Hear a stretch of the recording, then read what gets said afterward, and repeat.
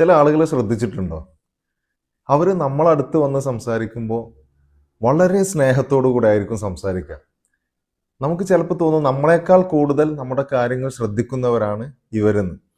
എന്നാൽ അവർ മറ്റുള്ള ആളുകളുടെ അടുത്ത് പോയാലും ഇതേപോലെ അവരോട് നന്നായി സ്നേഹം പ്രകടിപ്പിക്കുകയും എന്നിട്ട് നമ്മുടെ കുറ്റങ്ങളടക്കം മറ്റുള്ളവരോട് പറഞ്ഞു കൊടുക്കുകയും ചെയ്യും. ഇങ്ങനത്തെ ആളുകൾ സമൂഹത്തിൽ നമുക്ക് കാണാൻ കഴിയാറുണ്ട്. അവർ എല്ലാ മേഖലയിലും അവരുടെ വ്യക്തിപരമായ ജീവിതത്തിലും കുടുംബ ജീവിതത്തിലും സാമൂഹിക ജീവിതത്തിലും ഈവൻ അവരൊരു ഓർഗനൈസേഷനിലാണെങ്കിൽ പോലും അതിലൊക്കെ പരാജിതരാണ് എന്ന് നമുക്ക് കൃത്യമായി പറയാൻ കഴിയും. നബി സല്ലല്ലാഹു അലൈഹി വസല്ലം പറയാണ്, ആളുകളുടെ കൂട്ടത്തിൽ ഏറ്റവും മോശപ്പെട്ട ആളുകൾ എന്ന് പറഞ്ഞാൽ രണ്ട് മുഖമുള്ള ആളുകളാണ്.